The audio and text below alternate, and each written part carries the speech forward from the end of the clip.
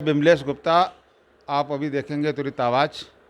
और मैं यहाँ उत्तर प्रदेश के जनपद लखीमपुर में गोला गोकर्ण नाथ खीरी, जिसे पूरे विश्व में छोटी काशी के नाम से जाना जाता है, शिव मंदिर प्रबंध समिति के कमेटी के अध्यक्ष श्री जनार्दन गिरी जी हमारे साथ हैं। हम आने वाले कल से यहाँ हम आने वाले वही 4 जुलाई से श्रावण मास का बड़ा मेला, जहाँ पर देश के कोने कोने से लोग, श्रद्धालु लोग भोले बाबा अभयदानी के दर्शन करने आते हैं और दर्शन करके उनकी अपनी मनोकामनाएं मांगते हैं, मनोकामनाएं पूर्ण होती हैं, वो फिर आते हैं।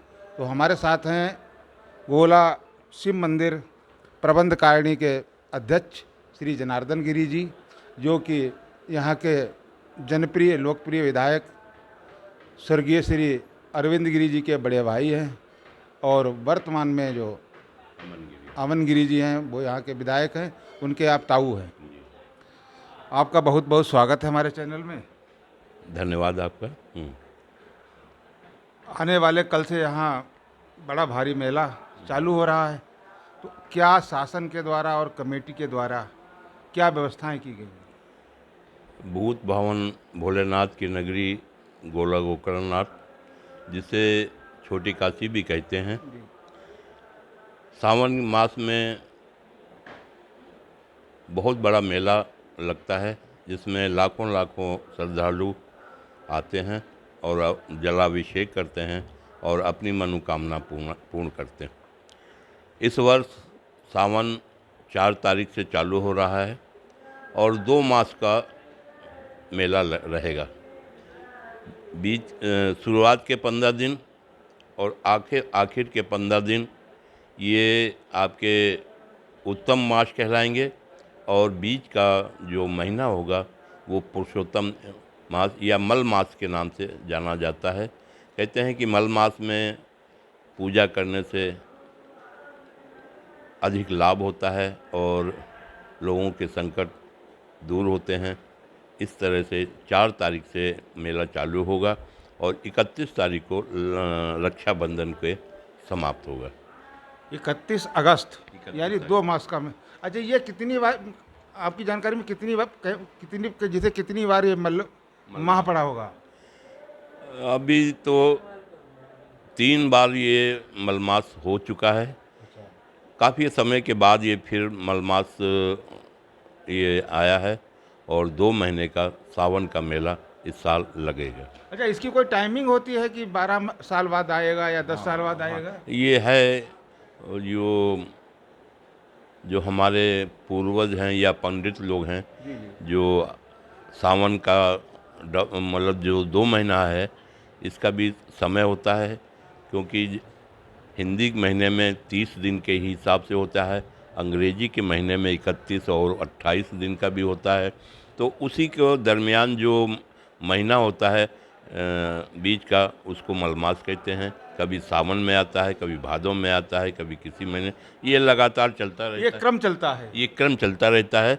इस साल क्रमवश ये सावन आ गया, सावन पड़ रहा है। ये तो 12 महीने जो होते हैं हिंदी में, उनमें एक क्रम ऐसा चलता है जिसमें हर महीना एक साल में कभी न कभी मलमास कहलाता है। मलमास, हाँ सही बात है। 1 महीना जो है मलमास का होता है। जैसे इस बार सावन मलमास में पड़ रहा है, कभी भादों पड़ेगा, कभी कुंवार पड़ेगा, कभी अश्विन पड़ेगा। और व्यवस्थाएं क्या हैं? शिव मंदिर में कमेटी द्वारा मंदिर की पूरी व्यवस्था, जैसे सफाई से लेके और शाम के बंद होने की व्यवस्था, ये कमेटी की रहती है।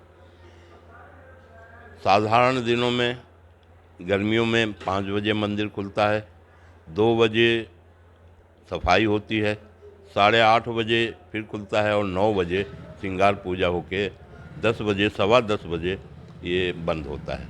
लेकिन सावन मास में ये क्रम बदल जाता है। सुबह सुबह 4 बजे मंदिर खुलता है और 2 बजे सफाई होती है, 9 बजे श्रृंगार, 9 साढ़े 9 बजे भीड़ के अनुसार, जिससे भीड़ होती है, टाइम लगता है थोड़ा सफाई में, उसी हिसाब से 9-10 बजे श्रृंगार पूजा होती है लगभग 11, साढ़े 11, 12 बजे तक मंदिर के कपाट बंद होते हैं। ये मंदिर की व्यवस्था रहती है। और सावन मास में जो सोमवार पड़ते हैं उनकी विशेष महत्ता रहती है, जिस कारण भीड़ बहुत होती है। तो उस कारण मंदिर 2 बजे भी खोला जाता है और विधिवत चलता रहता है। सफाई 2 ही बजे होगी और शाम को भी 9-10 बजे ही श्रृंगार पूजा होगी। ये क्रम हमेशा चलता रहता है। मंदिर कमेटी इसकी व्यवस्था करती है और खुलवाती है और बंद करने का। बाकी प्रशासन का जिम्मेवारी रहती है भीड़ को कंट्रोल करने की। भीड़ कहाँ से आएगी, कहाँ रोकी जाएगी, निकलने की क्या व्यवस्था है। लाइट की व्यवस्था नगर पालिका की तरफ से रहती है। सड़कों की सफाई की व्यवस्था भी नगर पालिका के द्वारा रहती है। मंदिर कमेटी मंदिर प्रांगण की सफाई और मंदिर के गर्भगृह की सफाई की जिम्मेवारी ये हमेशा निर्वाह करती है। मंदिर कमेटी मंदिर की चुस्त दुरुस्त रखने के लिए ये सरोवर है, इसकी व्यवस्था और यात्रियों के जलाभिषेक तक मंदिर कमेटी व्यवस्था देखती है। अच्छा, इस बार कितने श्रद्धालुओं की आने की संभावना है? ये तो कहना संभव नहीं है कितने आएंगे।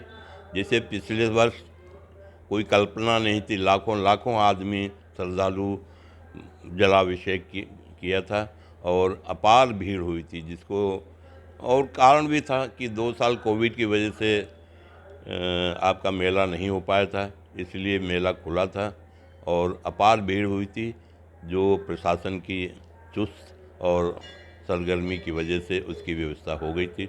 उम्मीद इस साल भी है। इस साल 2 मास होने की वजह से भीड़ को बंटना स्वाभाविक है। कुछ आगे आएंगे, कुछ पीछे जाएंगे, पीछे वाले मास में आएंगे। तो इसलिए व्यवस्था प्रशासन की है और अच्छी तरह से मेला भोलेनाथ निपटाएंगे। उन्हीं के आशीर्वाद से मेला होता है और उन्हीं के आशीर्वाद से मेला का समापन विधिवत होगा। भोलेनाथ की कृपा हर एक पर बरसती है और संभवतः हर एक को आशीर्वाद भोले बाबा देते हैं। धन्यवाद। भोले बाबा जिसे बुलाएंगे वो आएगा और निसंकोच आएगा, जलाभिषेक करेगा, उसे उसकी मनोकामनाएं भी पूरी होंगी। एक आखिरी क्वेश्चन और करना चाहते थे। सरकार की एक कॉरिडोर की योजना चल रही थी, उसमें कहाँ तक प्रगति हुई? देखिए, उसमें चिन्हित कर लिया गया है, वह आपका 800 वर्ग मीटर का है। इसी तरह का चिन्हित कर लिया गया है। लोगों के मकान, दुकान, उनको भी सहमति सरकार ले रही है और जिससे उनके मकान का मुआवजा उनको दिया जाए। और संभवतः सावन मास के बाद ये प्रगति चालू हो जाएगी। और मेरा अभी अखबारों में था कि 100 करोड़ का बजट पास हुआ है। इस संबंध में प्रस्ताव आया है 100 करोड़ का, जिससे 100 करोड़ से ये कॉरिडोर का निर्माण शुरू होगा। फिर आगे भोलेनाथ की मर्जी। भोलेनाथ जो चाहेंगे वही होगा। और कुछ